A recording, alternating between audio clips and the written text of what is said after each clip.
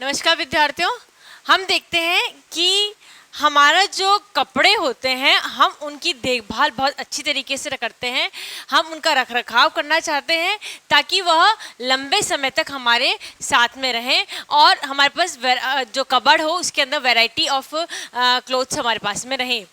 तो इसके लिए सबसे पहले हमें ध्यान रखना पड़ता है कि हम कपड़ों की धुलाई किस तरीके से करते हैं। यदि हमारे कपड़ों की धुलाई अच्छी तरीके से हुई है, सार संभाल अच्छी तरीके से हो रही है, तो नो डाउट हमारे कपड़ों लंबे समय तक हमारे साथ में रहते हैं। तो आज हम देखते हैं वस्त्र की धुलाई के कौन कौन से उपकरण होते हैं। नो डाउट ये बहुत ही इजी टॉपिक है, आपको मालूम भी होगा कि क्या क्या उपकरण होते हैं, पर हम एक बार वापस से रिकॉल कर लेते हैं कि वस्त्र के कौन कौन से उपकरण होते हैं। तो टेक्निकली वस्त्रों के उपकरण जो धुलाई के जो उपकरण होते हैं उन्हें मुख्यतः 4 भागों में विभक्त किया गया है।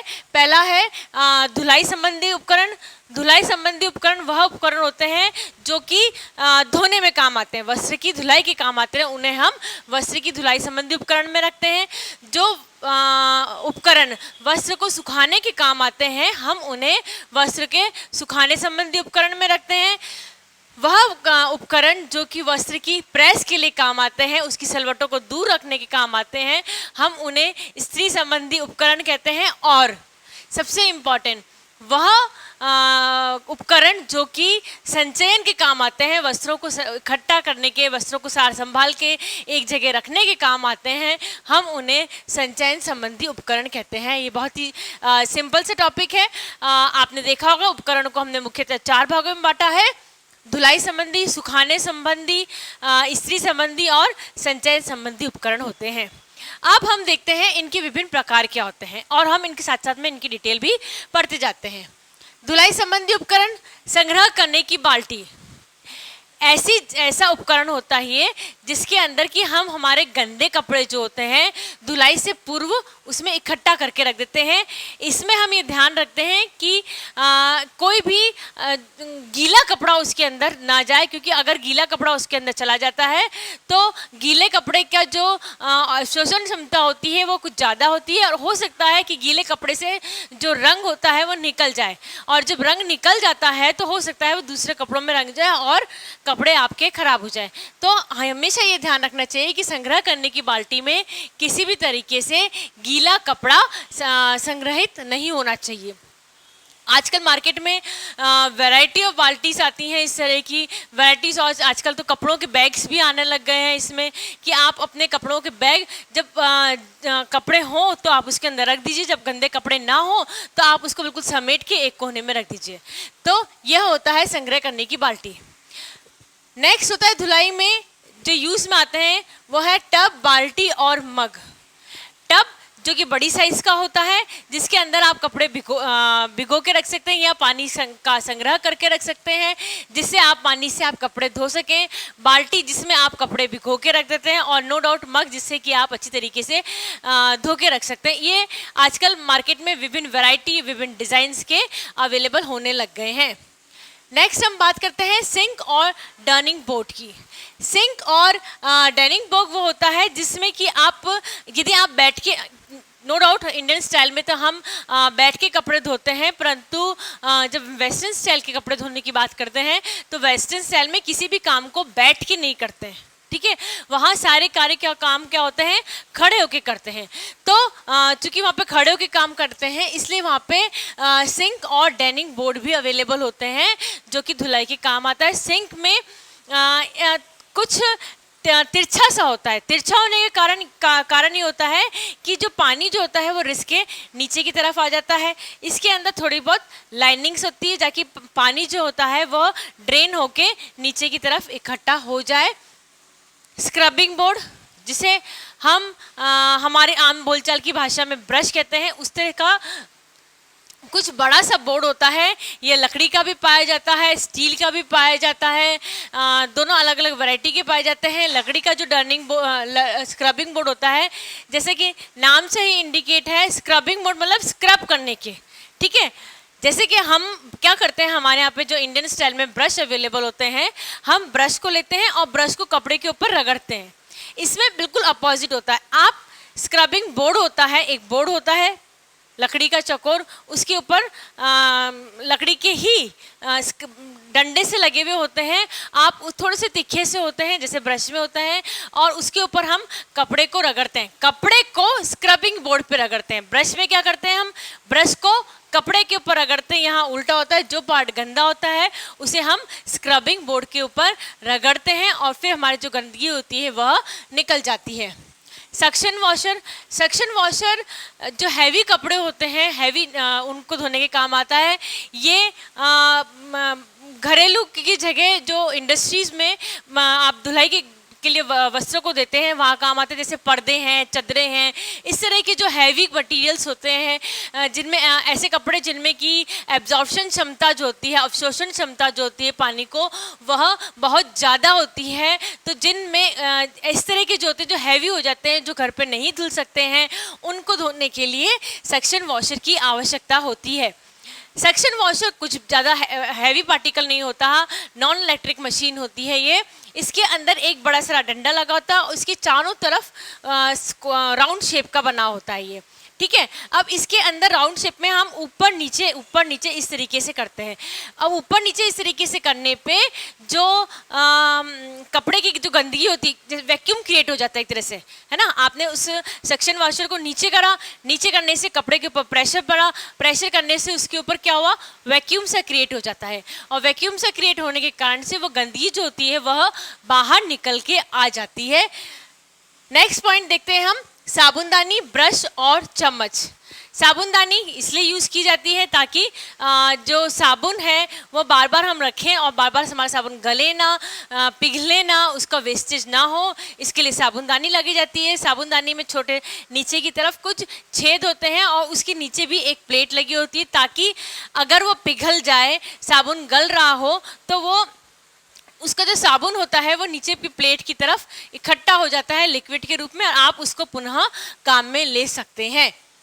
ब्रश जो कि कपड़ों को रगड़ने के लिए काम आता है, और चम्मच इसलिए यूज़ की जाती है धुलाई संबंधी उपकरण में ताकि आपको यदि कलफ लगानी हो, आपको यदि नील लगानी हो कपड़ों के ऊपर, तो कलफ और नील लगाने के लिए आप अपने हाथों से ना लेके, अंदाजे से ना लेके, हम चम्मच से ले लेते हैं। इतने कपड़ों में इतने चम्मच नील लगेगी या इतने कपड़ों में इतने चम्मच कलफ लगेगी, इसका हम उपयोग में ले सकते हैं। नेक्स्ट और सबसे लास्ट और सबसे इम्पॉर्टेंट चीज़ देखते हैं हम, वॉशिंग मशीन, ठीक है। वॉशिंग मशीन आजकल धुलाई संबंधी उपकरणों में सबसे इम्पॉर्टेंट और सबसे प्रचलित इक्विपमेंट्स में काम में आता है। यह मुख्यतः 3 प्रकार की होती है, नॉन ऑटोमेटिक, ऑटोमेटिक और सेमी ऑटोमेटिक, ठीक है। 3 प्रकार की वॉशिंग मशीन बताई जाती है, नॉन ऑटोमेटिक, सेमी ऑटोमेटिक और ऑटोमेटिक। आजकल के टाइम में नॉन ऑटोमेटिक जो मशीन है इसका प्रचलन बिल्कुल बंद सा हो गया है, आजकल मार्केट में मिलती भी नहीं है। अब मार्केट में केवल 2 तरह की मशीन्स अवेलेबल हैं, एक तो है सेमी ऑटोमेटिक और एक होती है नॉन ऑटोमेटिक। जानकारी के लिए आपको बता दें, ऑटोमेटिक मशीन वह होती है जिसके अंदर एक टब सा होता है, उसके अंदर आप कपड़े डालें, मशीन के विद्युत से चलेंगे, उसमें कपड़े पानी डालें, साबुन डालें और उसके अंदर कपड़े डालें, विद्युत से वो चलेंगे। फिर उनको एक क्लॉकवाइज डायरेक्शन में, केवल एक डायरेक्शन में ही घूमते हैं, क्लॉकवाइज डायरेक्शन में वो घूमेंगे, आप उनको पुनः बाहर निकालें, फिर आप उनको अपने जो उसके अंदर अवेलेबल जो साबुन होता है उनको टब की मदद से, पानी की मदद से, बाल्टी की मदद से, उनको उसके या ह्यूमन पावर की मदद से आप ये कह सकते हैं कि उसकी जो अवेलेबिलिटी ऑफ साबुन होती है उस साबुन को आप निकाल दें। तो ये होती है नॉन ऑटोमेटिक मशीन, क्योंकि इसके अंदर मैन पावर भी काम में उतनी ही आती है जितनी की इलेक्ट्रिसिटी कंजम्पशन होता है, इसलिए आजकल इसका जो उपयोग है वह कम होता जा रहा है। अब हम बात करते हैं सेमी ऑटोमेटिक मशीन की। सेमी ऑटोमेटिक मशीन वह मशीन होती है जिसके अंदर 2 टब होते हैं, ठीक है। एक टब वॉशिंग मशीन में जो होता है वह इसलिए होता है कि आप कपड़े डालें उसमें और कपड़े को घुमा दें, ठीक है। पानी भरा बड़ा टब होता है, वो एक छोटा टब होता है। बड़ा टब जो होता है उसके अंदर आप कपड़े पानी डालेंगे, पानी डालने के बाद आप साबुन डालें और उसके बाद आप उसमें कपड़े डालेंगे और कपड़े डालने से वह विद्युत से मशीन चलेगी। विद्युत से जो मशीन चलेगी वह एक बार क्लॉकवाइज घूमेगी, एक बार एंटी क्लॉकवाइज घूमेगी, दोनों डायरेक्शन में मशीन घूमती है। जैसे कि हम कपड़े धोते हैं, हाथ से कपड़े धोते हैं, हम कैसे धोते हैं, एक बार क्लॉकवाइज धोते हैं, एक बार एंटी क्लॉकवाइज और एंटी क्लॉकवाइज, इस तरीके से कपड़े धोते हैं। Same method semi automatic machine में यूज होता है। कपड़े जो होते हैं वह टब में एक बार क्लॉकवाइज घूमेंगे और एक बार एंटी क्लॉकवाइज घूमेंगे, जिससे गंदगी निकल जाती है। यह काम किस में होता है, बड़ा टब में होता है। बड़े टब से कपड़ों को निकाल, उसके अंदर साबुन लगा हुआ होता है, ठीक है। बड़े टब से आपको कपड़ों को निकाल के दूसरे टब में डालना होता है, वो छोटा टब होता है। ये जो छोटा टब होता है, इसको आप जब कपड़ों को डालेंगे उसके ऊपर ढकने के लिए एक रिंग होती है। आपने उसको कपड़ों ढक दिया, पानी चला दिया। इससे पानी चलाने से आपके जो कपड़ों में साबुन बना हुआ है वो साबुन अपने आप निकल जाता है, क्योंकि पानी चल रहा है, रोटेट हो रही है मशीन। जब हम बड़े टब की बात करते हैं सेमी ऑटोमेटिक मशीन में, तो सेमी ऑटोमेटिक मशीन में जो बड़ा टब क्लॉकवाइज और एंटी क्लॉकवाइज दोनों डायरेक्शन में घूमता है, परंतु जब सुखाने वाला ड्रम होता है या कपड़ों से साबुन निकालने वाला जो ड्रम होता है सेमी ऑटोमेटिक मशीन में, वह केवल एक डायरेक्शन में घूमता है, डेट इज क्लॉकवाइज डायरेक्शन में स्पीडली घूमता है। उसका आरपीएम बहुत ज़्यादा होता है। आरपीएम का मतलब होता है रोटेशन पर मिनट। रोटेशन पर मिनट मतलब 1 मिनट में कितनी बार वह सर्कुल काटती है, ठीक है। जितनी ज़्यादा बार उसका आरपीएम होता है उतनी ही वॉशिंग मशीन को अच्छा माना जाता है। तो आपने बड़े टब से किसमें, छोटे टब में आपने मशीन के छोटे टब में आपने कपड़ों को निकाला, कपड़ों को आपने उसमें डाल दिया और उसके बाद में उससे अपने आप कपड़ों से साबुन भी निकल जाएगा और कपड़े ड्राई होके निकल जाएंगे। पूरी तरह ड्राई नहीं होते हैं सेमी ऑटोमेटिक मशीन में, इन्हें धूप में कुछ समय तक सुखाना की आवश्यकता पड़ती है। तो ये होती है सेमी ऑटोमेटिक मशीन।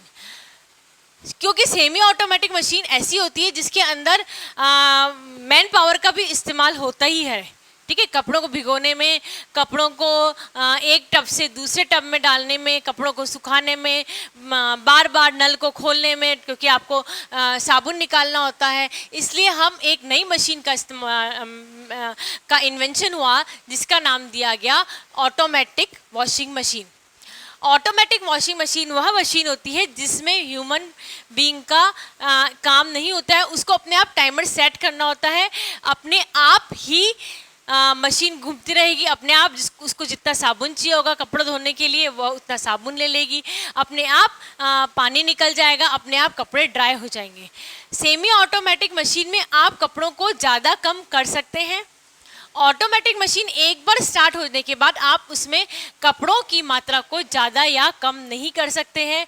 हाँ, ऑटोमेटिक मशीन ऐसी होती है कि अगर आप चाहें कि आपको मशीन 1 घंटे बाद स्टार्ट होए, ये टोटली कंट्रोल जो होता है ऑटोमेटिक मशीन का, वो किसके हाथ होता है, ह्यूमन बीइंग के हाथ में होता है। क्योंकि मनुष्य के हाथ में उसका कंट्रोल होता है, तो आप ये चाहें कि ये जो मशीन है वह 1 घंटे बाद स्टार्ट हो, तो ये इसके अंदर टाइमर लगा होता है। एक ही टब होता है, आपको उसके अंदर कुछ नहीं करना होता, सिर्फ जो गंदे कपड़े होते हैं सेलेक्ट करने के बाद में उनको एक साथ डालना होता है। पाउडर के लिए एक स्थान होता है, वो पाउडर जितना आप डालेंगे, वॉशिंग मशीन जितने कपड़े हैं, जिस क्वालिटी के कपड़े हैं आपको सेट करने पड़ेंगे। नॉर्मल कपड़े हैं कि हैवी कपड़े हैं कि डेलिकेट कपड़े हैं, किस तरीके के, जैसे सिल्क है डेलिकेट कपड़ा है, चद्दर है हैवी कपड़ा है, और जो डेली वेयर के कपड़े हैं डेट इज नॉर्मल कपड़े। तो आपको उसमें बटन लगे होते हैं, उस बटन के हिसाब से आपको सेट करना होता है कि आपको कौन सा वाली धुलाई चाहिए होती है। अगर आपने चद्दर डाल रखी है तो आपको हैवी कपड़े में डालना है। इससे क्या होता है, आपने बटन से सेलेक्ट कर लिया तो जो उसका रोटेशन पर मिनट है वह घटता और बढ़ता जाता है। रोटेशन इसका भी क्लॉकवाइज और एंटी क्लॉकवाइज दोनों साइड से हो जाता है। अब आपको जैसे सेमी ऑटोमेटिक मशीन होती है, इसमें आपको कपड़े निकाल के दूसरे टब में डालने होते हैं, इसमें ऐसा नहीं होता है। इसमें टाइमर लगा होता है ऑटोमेटिक मशीन में। टाइमर लगने के कारण से वॉशिंग मशीन में सिंगल टब होता है, कपड़े अपने आप धुल जाते हैं। टाइमर खत्म हो गया, 15 से 20 मिनट तक कपड़े धुल गए। अब कपड़ों के अंदर साबुन अभी भी मौजूद है। आपने क्या कर रखा है, उसके अंदर फिटिंग होती है ऑटोमेटिक मशीन के अंदर कि नल से वॉशिंग मशीन में फिटिंग हो रही है, पाइप आपने ऑन कर रखा है। आपने पाइप, मैं रिपीट कर देती हूँ, पाइप ऑन कर रखा है, परंतु चूंकि कपड़े धुल रहे होते हैं, पानी वॉशिंग मशीन नहीं लेती है, उसके अंदर ये सिस्टम होता है। जब धुलाई की जरूरत होती है, कपड़े धुल जाते हैं, कपड़ों से साबुन निकालना होता है, तो जब आपने वो टब पानी खोल रखा होता है, तब जाके वह पानी वॉशिंग मशीन अपने लेती है और कपड़ों से जो साबुन लगा होता है उन साबुन को हटा देती है। फिर थर्ड स्टेप आता है धुलाई का, डेट इज ड्राई करना। कपड़े पानी से अच्छी तरह से धुल जाते हैं, उसका भी टाइमर सेट हो जाता है कि हाँ आपके कपड़े से साबुन निकल चुका है। लास्ट पॉइंट आता है जिसके अंदर की कपड़ों को ड्राई करना होता है। इस समय वॉशिंग मशीन सिंगल डायरेक्शन में घूम के कपड़ों को ड्राई कर देती है। इसमें ह्यूमन बॉडी का कोई रोल नहीं होता है, ह्यूमन बीइंग का कोई कंट्रोल नहीं होता है। ऑटोमेटिक जो वॉशिंग मशीन होती है, इसमें अपने आप बटन्स लगे होते हैं, विभिन्न तरह के टाइमर सेट होते हैं, कितने टाइम के लिए आपको कपड़े चाहिए, क्या उनसे वैरायटी ऑफ कपड़े धोने हैं, आपको कितने समय बाद वॉशिंग मशीन चलानी है, क्या आप गर्म पानी लेना चाहते हैं कि आप ठंडा पानी लेना चाहते हैं, किस तरह का पानी लेना चाहते हैं, इसके अंदर पूरे बटन सेट होते हैं। आपको केवल आके सेटिंग करनी होती है और कपड़े अपने आप धुल के ड्राई होके तैयार हो जाते हैं। नेक्स्ट हम देखते हैं सुखाने संबंधी कपड़ों के बारे में। कौन कौन से होते हैं सुखाने संबंधी उपकरण? होते हैं अलगनी। अलगनी का एक टोटली हिंदी नाम है, जिसे हम देसी भाषा में आप कहते हैं तार पे सुखाना कपड़ों को, ठीक है। अब हम जब तार पे सुखाने के कपड़े की बात करते हैं तो आप ये बात करिए, उसको हम अलगनी कहते हैं। अलगनी जो होती है वह नायलॉन की होनी चाहिए, स्टील की, लोहे की अलगनी का इस्तेमाल नहीं करना चाहिए कपड़े सुखाते समय, क्योंकि स्टील की और लोहे की जो अलगनी होती है, जो हम एक सिरे से दूसरे सिरे पे सुखाने वाली जगह पे बांधते हैं, उसमें हो सकता है कि बारिश के दिनों में जंग लग जाए, है ना। और चूंकि उसके अंदर जंग लग जाती है तो वह जंग कपड़ों के ऊपर भी लग सकती है, और अगर ये कपड़ों के ऊपर जंग लग गई तो इस तरह के दाग धब्बे हटाना एक बहुत ही कठिन कार्य होता है। कपड़ों की धुलाई के साथ में हमने क्या कर लिया कि हमने हमारा कार्य को और बढ़ा दिया। इसलिए अलगनी जो होती है वह हमेशा नायलॉन की लेनी चाहिए, और जो जूट की भी नहीं लेनी चाहिए। जूट की इसलिए नहीं लेनी चाहिए क्योंकि जो जूट की अलगनी होती है उसमें रेशे से निकले हुए होते हैं जूट में, है ना। तो जो जूट में जो रेशे से निकले होते हैं वो कपड़ों के अंदर लग जाते हैं, और कई बार कपड़ों के अंदर इस तरह से समाहित हो जाते हैं कि वह हमें चुभने से लग जाते हैं जब हम उसको उपयोग करते हैं। तो अलगनी जो होती है वह हमेशा नायलॉन की ही लेनी चाहिए, और उसे इस जगह रखना चाहिए, लगाना चाहिए जहाँ पे कि धूप आए, सीधी तरीके से सूर्य की किरणें उसके ऊपर पड़े, ताकि कपड़े पूर्णतः सूख सके। हाँ, ऐसे स्थान भी अवश्य करना चाहिए यदि अवेलेबल हो सके तो, कि जहाँ हमें कुछ कपड़े होते हैं हमें धूप में नहीं सुखाने होते हैं। जैसे लाइट कलर की जो शर्ट्स होती हैं वो हमें धूप में नहीं सुखानी होती है, तो हमें या जो हमारे कोट्स होते हैं उन्हें हमें धूप में नहीं सुखाने पड़ते हैं, तो हम ऊन जो होती है हमें धूप में नहीं सुखानी है, तो हम ऐसी जगह सुखाएं जहाँ सूर्य की रोशनी तो आए परंतु सीधी धूप उस कपड़ों पे ना पड़े। इस जगह अलगनी को लगाना चाहिए। रैक की हम बात करते हैं। जब हम रैक की बात करते हैं तो हम अलगनी कहाँ लगाएंगे? हम छत पे लगा देंगे, ठीक है। अब जब हम रैक की बात करते हैं तो जो लोग बिल्डिंग्स में रहते हैं, अपार्टमेंट्स में रहते हैं, उन लोगों के लिए रैक सुखाने संबंधी उपकरण एक बहुत ही इम्पोर्टेंट उपकरण के रूप में उभर के आ रहा है।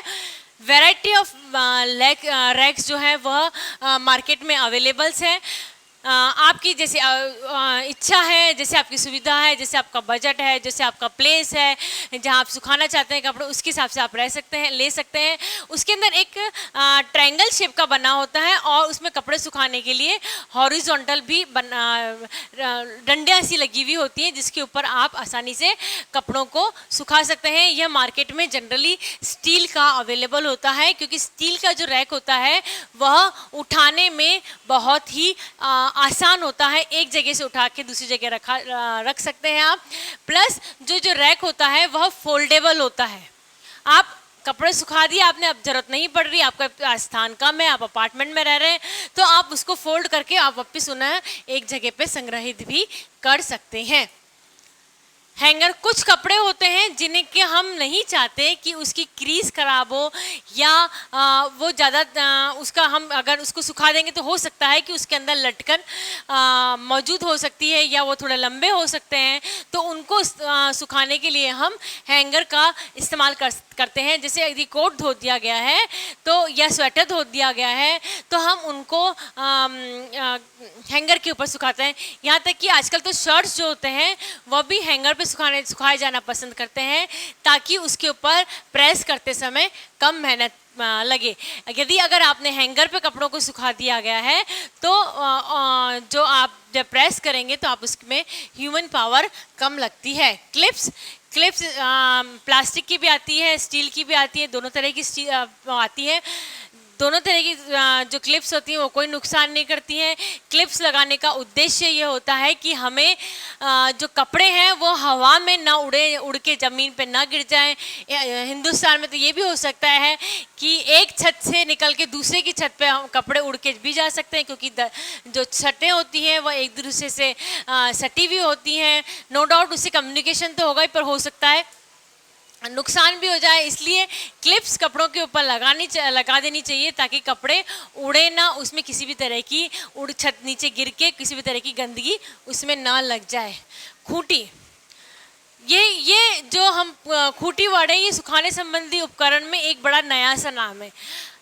हम सब इस नाम से बहुत अच्छी तरह वाकिफ हैं, परंतु खूंटी शब्द सुखाने में किस तरीके से काम आता है।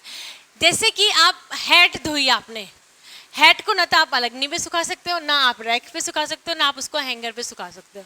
तो कुछ वस्त्र इस तरीके से होते हैं कि आपको उसको सुखाने के लिए खूंटी की ही आवश्यकता होती है, इसलिए खूंटी का होना भी बहुत आवश्यक है। इसका सबसे बढ़िया एग्जाम्पल है हैट को सुखाना। नेक्स्ट पॉइंट देखते हैं हम, स्त्री संबंधी कपड़े। प्रेस के लिए जो कपड़े जो उपकरण आते हैं उसमें सबसे इम्पॉर्टेंट होती है प्रेस की जो मेज, वो सबसे इम्पॉर्टेंट होती है। प्रेस की मेज पे होती जो है मेज की तरह, जैसे बोर्ड शेप होता है ना, उसका बोर्ड शेप की तरह होता है। आगे से नुकीला निकला होता है, फिर आप पीछे जाके वह स्क्वायर में चेंज हो जाता है। आगे से नुकीला इसलिए होता है ताकि जो स्लीव्स होती हैं, शर्ट्स की स्लीव्स जितने भी प्रकार की होती हैं उनको, या कुर्ते की स्लीव्स होती हैं, उनको प्रेस करने के लिए आप जो स्लीव्स होती हैं वो जो तिखा नुकीला सा सिरा होता है, उस तिखे नुकीले सिरे में आप उस स्लीव्स को फंसा दें और आसानी से प्रेस कर सकें, इसलिए वह तिखा नुकीला हिस्सा होता है। उसके बाद उसमें बोट शेप का होता है। ये साइज़ में बहुत छोटी होती है, इसमें अगर आप चाहें तो पूरी की पूरी शर्ट आ जाए तो वह नहीं आ सकती है, क्योंकि प्रेस करने का तरीका ये होता है कि आप प्रेस के लिए, जैसे शर्ट के हम डिवाइड करना चाहें तो मुख्यतः 3 पार्ट्स होते हैं, ठीक है। फ्रंट को हाफ करके जहाँ बटन्स होते हैं एक हिस्सा, दूसरा हिस्सा और पीछे का तीसरा हिस्सा होता है। तो पहले प्रेस करते समय केवल एक हिस्से की प्रेस की जाती है, फिर दूसरे हिस्से की जाती है, फिर तीसरे हिस्से की जाती है। इस तरीके से प्रेस की जाती है। तो जो इसकी जो साइज़ होती है, प्रेस की जो मेज होती है उसकी साइज़ होती है वह छोटी होती है। यह भी रैक की तरह, ठीक है, यह भी रैक की तरह क्या होती है, फोल्डेड होती है। जब आपको ज़रूरत पड़े तब आप खोल लीजिए, जब आपको ज़रूरत पड़े आप उसको अनफोल्ड करके रख दीजिए। इसकी ऊंचाई को हम बढ़ा भी सकते हैं और हम घटा भी सकते हैं। आजकल इस तरह की डेकोरेटिव प्रेस भी आ रही है, प्रेस की मेज भी आ रही है, सॉरी। नेक्स्ट हम बात करते हैं उपकरणों में। इसके उपकरण में पानी संग्रह करने का उपकरण भी होना चाहिए। पानी संग्रह करने का उपकरण इसलिए होना चाहिए क्योंकि कई बार क्या होता है कि जब कपड़े सूख के आते हैं तो उसके ऊपर सलवटें की जो मात्रा होती है वो बहुत ज़्यादा होती है।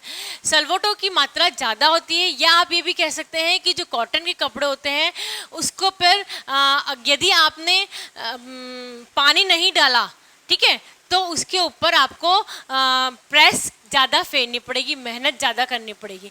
हल्का सा नम युक्त अगर कपड़ा है तो उस पर प्रेस आसानी से, जल्दी से, कम मेहनत से हो सकती है, इसलिए पानी संग्रह करने का उपकरण भी होना आवश्यक होता है। नेक्स्ट हम बात करते हैं जब हम बात ही कर रहे हैं प्रेस संबंधी उपकरणों की तो हम प्रेस की तो बात करेंगे ही करेंगे। प्रेस जो मुख्यतः होती है कोयले वाली, विद्युत वाली और भाप वाली। कोयले वाली प्रेस हम और आप आजकल यूज नहीं करते हैं। हाँ, जिनको यदि हम प्रेस पे दे रहे हैं कपड़े तो हो सकता है वह कोयले वाली प्रेस का उपयोग करें। पहले के टाइम में कोयले वाली प्रेस का उपयोग होता था, बहुत ज़्यादा होता था। धीरे धीरे कोयले की जो डिमांड है वो ज़्यादा हो गई और जो क्योंकि वो एक नेचुरल रिसोर्स है वो हमें कम मिलने लग गया, चूँकि उसकी अवेलेबिलिटी कम हो गई तो हम विद्युत वाली प्रेस की तरफ बढ़ गए। कोयले वाली जो प्रेस होती है वो लोहे की होती है, ठीक है। इसके अंदर खुलने का एक ढक्कन होता है, आप उसके अंदर कोयले को गरम करके डाल दीजिए। कोयले को हम जब गरम करके डालते हैं जो उसका जो बैक साइड होता है जो कि प्लेन और चिकना होता है, प्रेस का प्लेन और चिकना जो साइड होता है जिससे कि हमें प्रेस करनी होती है वह गुड कंडक्टर हुआ, लोहा है तो गुड कंडक्टर ऑफ इलेक्ट्रिसिटी हुआ।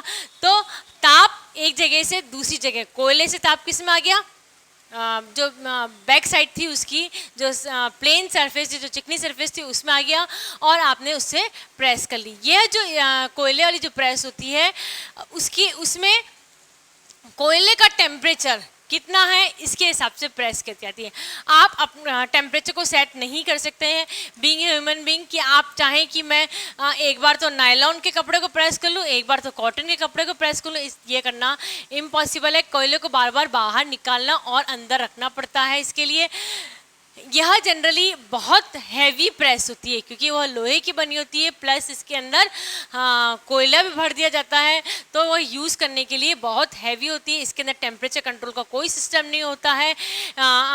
जो बहुत एक्सपर्ट्स होते हैं वही इसके द्वारा प्रेस कर सकते हैं। और इसमें सबसे बड़ा फ़ायदा ये होता है कि जो प्रेस होती है उसको एक बार आगे और पीछे फेरने से जो सलवटें होती हैं वो आसानी से दूर हो सकती है। आपको बार बार प्रेस के द्वारा हाथों का मूवमेंट नहीं करना पड़ता है। नेक्स्ट होती है विद्युत वाली प्रेस जो हम और आप आजकल यूज़ में ले रहे हैं। पहले होती थी ऑटोमेटिक और नॉन ऑटोमेटिक, दो ही कैटेगरी इसके अंदर आती है। नॉन ऑटोमेटिक होती है जिसमें टेम्परेचर बढ़ता ही चला जाएगा, आपको डायरेक्ट स्विच ऑफ करके आपको कंट्रोल में करना पड़ेगा प्रेस को, ठीक है। इसमें नायलॉन के कपड़े के लिए, कॉटन के कपड़े के लिए, वूल के कपड़े के लिए, रेयॉन के कपड़ों के लिए, लिनन के कपड़ों के लिए अलग अलग कोई सिस्टम नहीं होता है। सिर्फ आपने प्रेस को ऑन किया, प्रेस स्टार्ट हुई, उसका जो साइड वाला बैक साइड थी, उसकी जो प्लेन साइड थी जो चिकनी होती है उसको आप गर्म हुई और उससे आपने प्रेस कर लिए, दैट्स इट। उसके अलावा इसके अंदर कुछ भी सिस्टम नहीं होता है कि आप टेम्परेचर बढ़ गया तो आप उसको हटा दें। टेम्परेचर बढ़ गया और आपको हटाना है तो सिर्फ एक मात्र रास्ता है कि आपको उसका स्विच ऑफ करना पड़ेगा। इसके अलावा कोई सिस्टम इसके अंदर मौजूद नहीं होता है। प्लस क्योंकि ये स्टार्टिंग में बनी थी तो ये जैसे जो कोयले की प्रेस होती है इस तरह जो हैवीनेस जो इसमें होती है तो इसके अंदर भी बहुत हैवीनेस होती है। फ़ायदा भी इसका यही होता है कि चूँकि वो हैवी होती है प्रेस, तो हैवी प्रेस में प्रेशर ज़्यादा लगता है। चूँकि प्रेशर ज़्यादा लगता है तो सलवटें जो होती हैं वह आसानी से दूर हो सकती हैं। नेक्स्ट हम बात करते हैं ऑटोमेटिक प्रेस की, जो आजकल बहुत ज़्यादा प्रचलित है। ऑटोमेटिक प्रेस में क्या होता है कि आप किस तरह के कपड़ा प्रेस करना चाहते हैं। आप नायलॉन प्रेस करना चाहते हैं, आप लिनन प्रेस करना चाहते हैं, आप ऊन प्रेस करना चाहते हैं, आप कॉटन प्रेस करना चाहते हैं, जो भी कपड़ा आप प्रेस करना चाहते हैं, टेम्परेचर को आपको जो थर्मोस्टेट होता है उसका आपको उसके ऊपर इस तरीके से सेट करना होता है कि आपने उसको सेट कर दिया तो आप भले ही स्विच ऑन रखें, ठीक है, आप भले ही स्विच ऑन रखें परंतु उसके अंदर वही टेम्परेचर देगा जो कि कपड़ों के लिए सूटेबल हो। जैसे लिनन के जो नायलॉन का कपड़ा होता है उसके अंदर कम टेम्परेचर चाहिए प्रेस के लिए, और जो कॉटन का कपड़ा होता है उसके अंदर क्या चाहिए होता है, ज़्यादा टेम्परेचर चाहिए होता है। चूँकि इसके अंदर कम टेम्परेचर चाहिए होता है तो होता क्या है, इसके अंदर एक्चुअल में इलेक्ट्रिसिटी प्रवाहित हो रही है, ठीक है, आपने प्लग में लगा रखा है, उससे इलेक्ट्रिसिटी प्रवाहित हो रही है। चूँकि इलेक्ट्रिसिटी प्रवाहित हो रही है तो उसके अंदर एक टंगस्टन का वायर होता है, ठीक है। आपने जो मोड सेट कर रखा है, नायलॉन का मोड सेट कर रखा है, तो अगर आपने नायलॉन के मोड्स में टेम्परेचर चाहिए सपोज 80 डिग्री, हम बात कर रहे हैं सपोज, ठीक है, अब जो जो भी टेम्परेचर चाहिए होता है वो टेम्परेचर जैसे ही उस टेम्परेचर तक पहुंचता है, जो तार होता है उसका कनेक्शन कट जाता है। ठीक है, प्रेस के अंदर मौजूद होता है तार, बाहर नहीं, प्रेस के अंदर जो मौजूद होता है तार वह अलग हट जाता है और जिससे इलेक्ट्रिसिटी की सप्लाई रुक जाती है।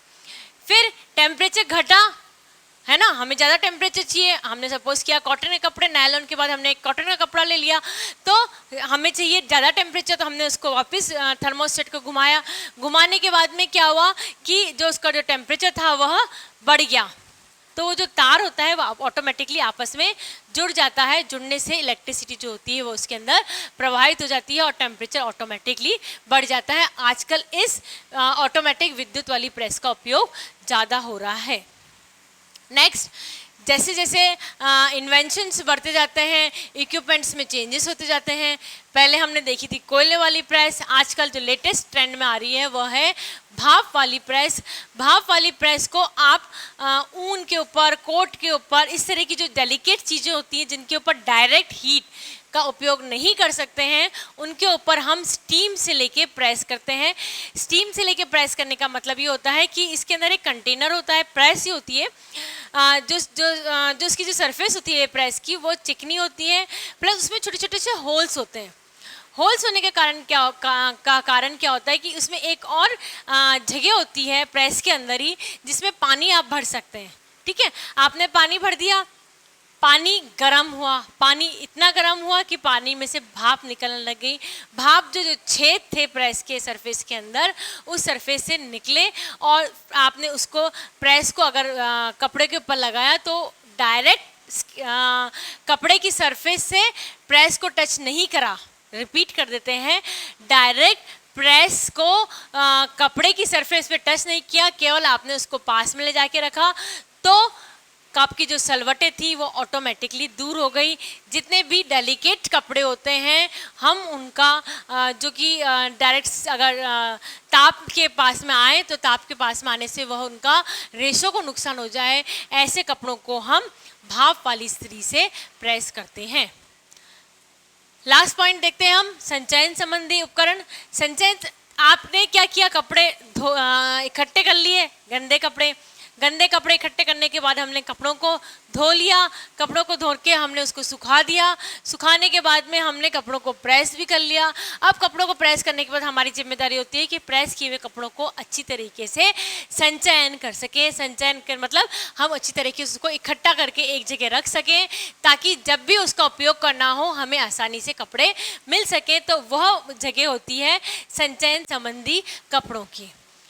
इसके अंदर हम अलमारी का बात करते हैं। अलमारी से आप सभी तरीके से वाकिफ़ हैं, बहुत सारी उसके अंदर शेल्फ होती हैं जिसमें कैटेगरी वाइज आप चाहें तो शर्ट्स अलग, पैंट्स अलग, साड़ीज अलग, सलवार सूट अलग, जीन्स अलग, इस तरीके से आप अलमारी में कपड़ों का संचयन कर सकते हैं। ये बहुत अच्छा रहेगा कि आप कैटेगरी वाइज कपड़ों को संचयन करें।